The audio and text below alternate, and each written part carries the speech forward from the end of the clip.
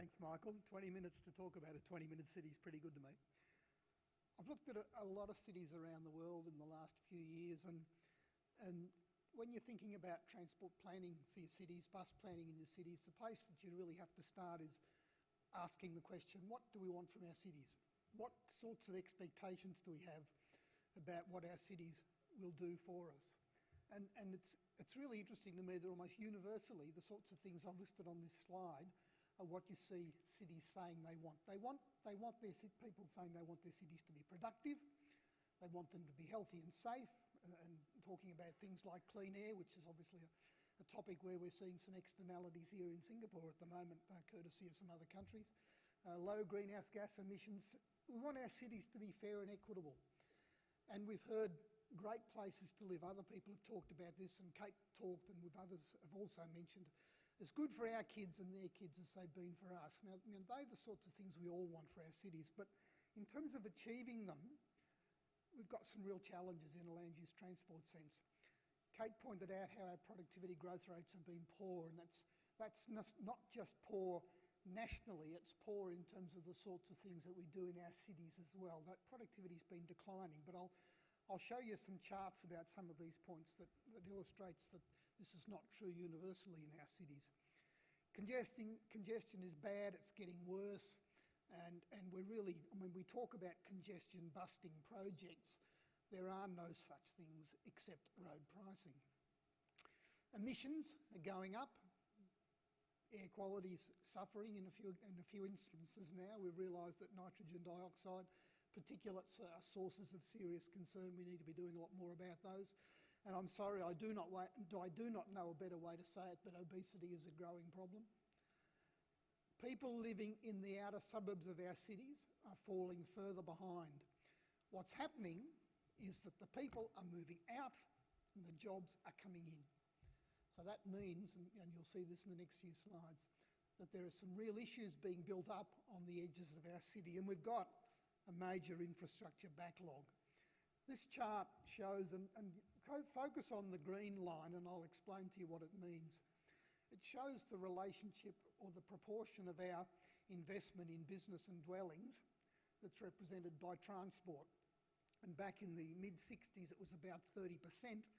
By 1990 it had fallen to 10% and it stayed at about 10% ever since. Now, that means that there's a huge amount of transport infrastructure that we put in place between 1960 and 1990 that'll be due for replacement about now or next week if it's not today, and we really aren't putting in place the funding to do that or to cope with the rate of population growth we've got. My good friend Peter Brain, who produced this graph, has estimated that Australia's current infrastructure backlog's about 150 billion, but if we don't extract the digit, that could easily reach 350 billion within about a decade.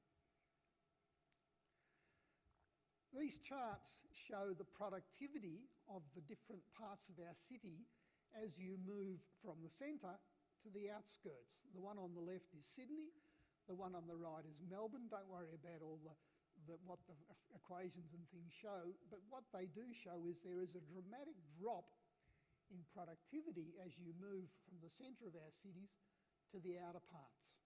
The centre is really where you've got the high-end knowledge-based activities. They are the ones that are growing fastest in our knowledge economy. They're fundamental to the productivity of our cities. As a Melbourne dweller, I'm probably not going to point out to you that Sydney's actually a bit higher than Melbourne throughout that whole curve. It's time we did a bit more to rectify that in Melbourne. But as you get to the outer parts of the city, that productivity's dropped. Now, there's another problem here, and that the gap between the inner parts and the outer parts is getting bigger. In this graph, it shows the rate at which productivity across the city is growing compared to for the city as a whole. Sydney on the left, Melbourne on the right. The red areas, productivity is growing much faster than it is for the city as a whole. The sort of green areas, and to a lesser extent the yellow areas, productivity is growing slower than it is in the city as a whole. So in other words, not only is productivity higher in the centre than it is on the edge, the gap is getting bigger. So we are getting increasing inequality built into our cities. One of the consequences of that, and this is some data from Melbourne, is that the people in the outer suburbs have to travel a lot further than those in the inner suburbs. And you can't read the numbers, but take my word for it. That's what they show. The people in the outer suburbs are having to travel a lot further than the people in the inner suburbs.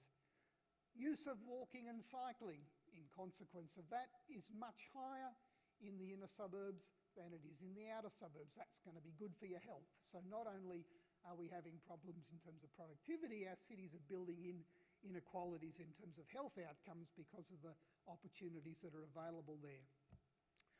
So what do we need to be doing in terms of land use planning and transport planning to deal with this problem? Well, the first thing we have to do is to recognise that the CBD and the inner cores of our cities are fundamental to our productivity, and they have to remain strong. These are the hearts of our city. This is where the vibrancy is at its highest.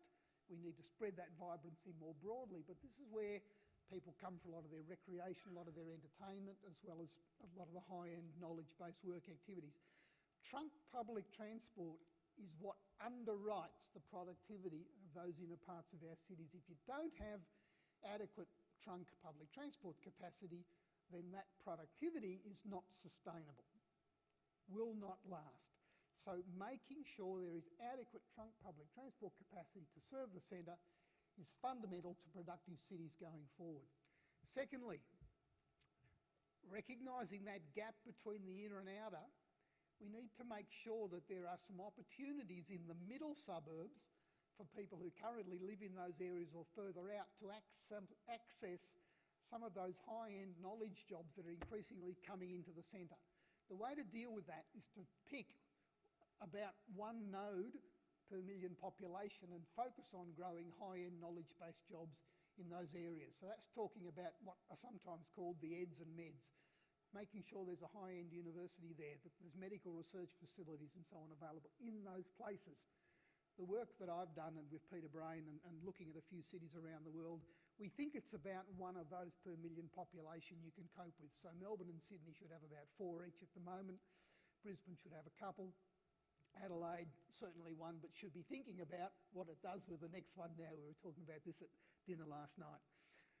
Thirdly, we need to be increasing the densities in a mixed-use fashion in our inner and middle suburbs in particular, primarily along our transit routes, along the trunk public transport corridors. And Michael Rochlau here from Canada, I think Vancouver does this almost better than anybody in the world in countries like ours. They are very good. About half of the population growth between 2000 and 2011 in Vancouver took place in trunk public transport corridors and around those nodes in those corridors. That's where we've got to be putting a lot more focus in this city. That means high quality public transport, high frequency public transport, including circumferential to join up the sorts of nodes that we should be building in those areas. The fourth thing we do, and I'm finally getting around to the 20-minute city, is we should be planning our middle and outer suburbs, which is busland, on the basis of the 20-minute city. Most of our inner suburbs and parts of our middle suburbs have already got that. And Anthony Albanese, you would hear, has picked up our language on this stuff, even though he's kind of subverted it a bit, calling it a 30-minute city. But what we're talking about is giving people the opportunity to access most of the things you need for a good life, most of the time within 20 minutes by walk, cycle, public transport. In a sense, that gives you a bottom-up focus to what is normally a top-down focus in land use transport planning. And point number 5 I put in there, that right across our whole cities, there's got to be much more of a sense of focus on a good sense of place. If you want cities to be good places to live, then they've got to have this strong, vibrant sense of place. And at the moment, there are far too many parts of our cities lack that completely. And to do all those things, we've got to lift our rate of infrastructure spending. Now, this is a great little graphic that's been developed by Madonna, and I really want to pay tribute to the work that Madonna's done. That's the smart part of the apps household in terms of actually producing the BIC policy papers. Madonna's done a fantastic job in making the drivel that I write look really good. I mean, the presentation is very professional and it's something we can all as an industry be proud of, and that's really the work she's done on that that's enabled that to happen. What this slide tries to give you a sense of, is a polycentric city. One with a strong CBD, you can see that in the middle, but then a series of other nodes as well that are connected with strong public transport to that CBD and also to each other. I mean, that's the way our cities need to grow in the future. And you're focusing a lot of your residential, your mixed-use development along the corridors that join those up. We are not thinking that way at the moment in our cities. We are not thinking transit corridors, and it's time we did within this polycentric framework. So this is really all about accessibility. Now, what's accessibility? Well, it's about being able to get to places and do stuff. Now, that brings in places and getting there. Places is how you arrange your land use. Getting there is what we contribute in a transport sense. But this is very important because accessibility underpins productivity. It underpins participation. It enables you to get to work, to meet your friends, to engage in recreation and leisure activities. It promotes growth in social networks, and a lot of the research that we've done in terms of social inclusion and well-being shows how important that is, social capital, sense of community, to those particular qualities. On the other hand, poor accessibility cuts people off from services, and you see flow-on effects in terms of things like poor health, poor learning outcomes, poor educational outcomes, and that can again knock on in terms of crime, antisocial behaviour, loss of community cohesion and so on. So it's really important that we have good accessibility across the whole city. That's trunk accessibility, and it's also about the accessibility that fits into the concept of the 20-minute city. So as I've said, the 20-minute city is about enabling most people to access most of the things they need for a good life within 20 minutes walk, cycle or public transport. Now in those two city schematics on the right-hand side, you can see Sydney and Perth. The areas that are the very light purpley parts don't get to a minimum of 35 to 40 or so residents per hectare. You need at least 35 to 40 residents plus jobs per hectare to have any chance of delivering a 20-minute city, preferably 50. And I think Ontario's a good example where they've actually required 50 residents plus jobs per hectare in their greenfield development. We should be doing the same. And that means on our new estate developments on the fringes of our cities, we should be looking at a minimum of 20 dwellings per hectare. Currently we're running at about 15. So we're really way down in terms of the densities we're going to need to enable the concentration of activities and adequate public transport service levels that you require to make a reality of the idea of a 20-minute city. If you want to get clustering so that there's more than just a couple of shops and maybe a doctor or something, then you've got, if you want to get more activities and those sorts of things, it's clustering that will cause it to happen. So it's ideas like using your schools for multiple purposes, not just for schools, a whole range of things like that, co-locating a whole lot of activities in the same place. That's the sort of stuff that enables these sorts of things to be realisable. It's important to understand that other people are really thinking in similar ways, and probably this idea originated in Portland, Oregon, with their thinking of 20-minute neighbourhoods. I was in Stockholm about 3 months ago, and Stockholm describes itself as a walkable city. Stockholm, that's one of their new developments in the top one, and I think you say it something like Hammarby Sjöstad. That's a terrific new development a few kilometres from the CBD in Stockholm. Freiburg in Germany, Germany's green capital, that's in the lower slide there. That hotel next to a little vineyard is right in the middle of the city. You'd like that, Stephen? Right in the middle of the city. Freiburg describes itself as a city of short distances. What a wonderful way to describe your aspiration as a city. Really evocative, captures a lot in just a few words. Vancouver aims at creating complete communities, and there's a whole lot as well of academic thinking in what we call new urbanism and smart cities that embody that thinking as well. This is a town I really like. This is Malmö in Sweden, and a development called Bo 01. Malmö is a town where in the mid-80s they had the world's biggest shipbuilding yard at Kockums, and they went belly up, so they disappeared. And the city's transformed itself in about 20 years from a very industrial shipbuilding city to a knowledge economy. And this is one of the new low energy housing developments that's been located about 3 kilometres from the centre of Malmo. Malmo's got about 320,000 population. If you look at the bus timetable there, you won't obviously be able to read the numbers, but look at the number of services that are provided. Remember, a 300,000 population, this is about 3 kilometres from the centre, 7 buses an hour in the peak, 4 buses an hour for pretty much all the rest of the time, and over 18 hours service a day. Just think about that compared to what we're offering people in our cities. Malmo's focus is on growing inwards, not outwards. They understand that you need to support that with decent public transport. So in terms of the 20-minute city, we need services within 400 metres walk of where people live. We need local bus services running on frequencies. I've said 30 minutes there. If Janet was doing this presentation, she'd have crossed that out and put 20. 20 is where we really need to get to as quick as we can, but 30 is probably a step to get to that point. And they need to then be supported by other specialised services for people who might have particular needs. They need to be the service standards we get to as fast as we possibly can. So in terms of delivering an idea like the 20-minute city, what does it mean? Well, I think our inner areas are already pretty good. It's really about lifting the population share in the middle suburbs so we don't spread. Robert Doyle, the Lord Mayor of Melbourne, has this really nice expression he calls urban sprawl a stain. It sort of spreads like a stain. We've got to stop that.